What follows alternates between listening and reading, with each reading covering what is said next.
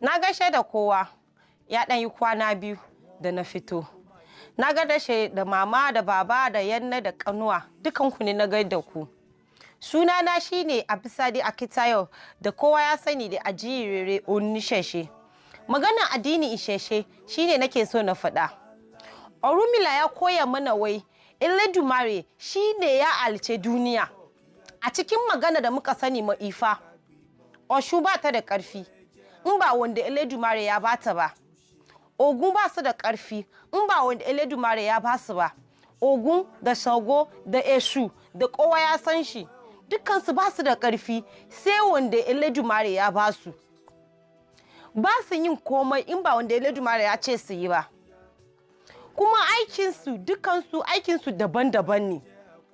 A cikin na girme ki shine babban mutum yana nuna makarama ƙarfi. Addinin Iṣẹṣe shine babba.